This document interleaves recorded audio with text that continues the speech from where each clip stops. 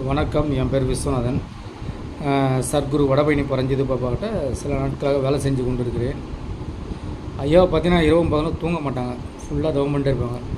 Bible, Bhagavad Gita, குரான் இது மூணுத்தையும் கொடுத்து ஒரு நாள் இதுக்கு தகுதியான ஆள் யார் இங்கே?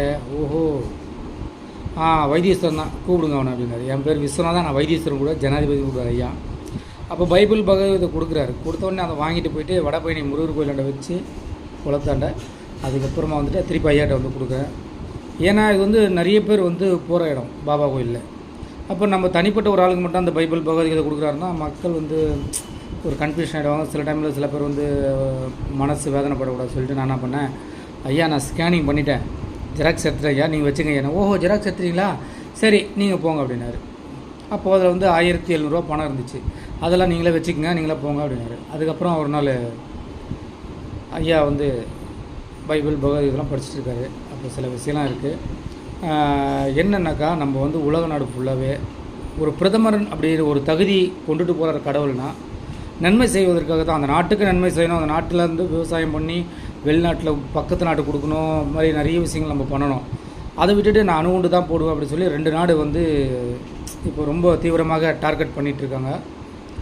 அதனால் மற்ற நாடுகளும் அணுகுண்டை எடுக்காதீங்க. அது வந்து ஒரு கண்டுபிடிப்பு தான். கடவுள் நம்மளை இருந்தாலும் கண்டுபிடினா கடவுள் யாருன்னு நம்ம உணர்வதற்கான சில விஷயங்கள் நீங்கள் வந்து ஆழ்ந்து மும்மதத்துக்கும் ஆழ்ந்து தியானம் பண்ணி, தியானம்னா என்னென்னு கேட்பீங்க. அது வந்து என்னென்னா, நீங்கள் சும்மா உட்காருங்க, உங்களுக்கே புரிய வைப்பார், இயற்கையாக புரிய வைக்கும். அதில் வந்து என்னென்னா, நான் ஐயாக்கிட்ட வேலை செய்யறதுனால நான் சொல்கிறேன், இதில் வந்து அணுகுண்டெலாம் எடுத்து யூஸ் பண்ணிக்காதீங்க. அது காலம் வந்து கடந்து ரொம்ப பல ஒரு 3000 கோடி நாட்கள் கூட ஆகலாம். மண் வீணாக போனால் மனசு வீணாக போயிடும். மனசு வீணாக போனால் உடல்நிலை பாதிப்பு, அந்த குழந்தை குட்டி எல்லாம் பிறக்கிறது, வாழ்க்கை சுத்தமாக பொருளாதாரம் முடங்கிடும். அதனால் யாரும் அணுகுண்டை யூஸ் பண்ணக்கூடாது. விவசாயம் பண்ணுங்கள், பக்கத்து நாட்டு மகிழ்ச்சியாக இருங்க, எல்லோரும் சந்தோஷமாக இருங்க. இந்த பிரதமர் என்ற பதவிக்கு தகுதியாக நம்ம வாழ வேண்டும். நம் நாட்டு மக்கள் நல்லா இருக்கணும், உலகம் எங்கும் அந்தந்த நாட்டு மக்கள் நல்லா இருக்க வேண்டும். சர்க்குரு வடபழனி பரஞ்சோதி பாபா திருவடி சரணம்.